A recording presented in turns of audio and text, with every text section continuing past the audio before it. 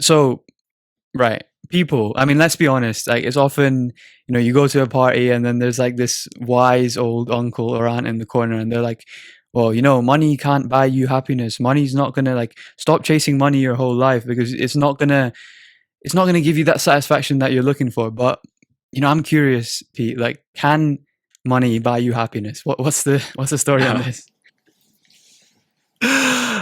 So I had a video about this. It's called "Money Can Buy Happiness," and it caused a bit of a stir. But the research is kind of got two sides to it on this subject. So on the one side, if you're very poor, money definitely can buy happiness because all of your primary concerns are money related. How am I going to make rent? How am I going to feed my family? How am I going to, pay for heating? Right? How am I going to pay for my kids' college? All these things can be solved by money. All this stress in your life that's making you sad can make, if we define happiness as the absence of sadness, right? Or absence of stress, then definitely money can buy you happiness. There's no question about it. But money can also make you sad, right? Money can also make you incredibly sad. And you hear lots of stories of people who very suddenly come into a lot of wealth and it ruins their life. People who win the lottery, for example, right? Yeah. Like they become very sad once they become rich because, it deteriorates their relationships. People always ask them for money. They don't know who to trust anymore. And so they become miserable after they earn a lot of money. So I always think money is a bell curve. When you're very poor, money makes you very happy very quickly. But then as you get richer, the value of money diminishes. And that's why the top of your bell curve exists, right? Like right. Having more money doesn't really make you any happier. And then it gets to a point where having too much money actually makes you sadder because it deteriorates your relationships, blah, blah, blah, blah. And so what I'm interested in is what do you do when you get to the top of that bell curve, right? Like what do you do with your money? Because you can't just stop, like stopping earning money can sometimes be hard. Like sometimes when you're making so much money, you can't stop it from coming in. So what do you do with that money? How do you avoid this downward trend as you earn more?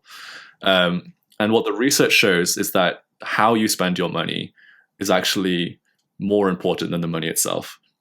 So what the research shows is that if you want to spend your money in a way that'll actually make you happy, the key is to not spend it on yourself. So buying the latest McLaren is not going to make you happy in the long run. Buying some big stupid mansion is not going to make you happy in the long run. Buying all these expensive things, it's not going to make you happy in the long run. What's actually going to make you happy is investing in other people, is rewarding your friends, rewarding people in need. And, and that's, if I was to ever get, sometimes YouTubers get super rich off YouTube, right? Imagine if I start making a lot of money. If I start making a lot of money off YouTube, that is definitely the first thing that I'm going to do is go out and support as many people as I want and spend my money in a way that's meaningful, that's going to help them. And it's okay to say that I'm doing it for selfish reasons. It's okay for people to say that they're doing it for selfish reasons, just to make themselves happy, because at the end of the day, you're still helping people, right? And those people are the poor people that we talked about that really need the money that would improve their lives in a significant way. And even if they're not poor, like just the action of giving gifts makes people happy.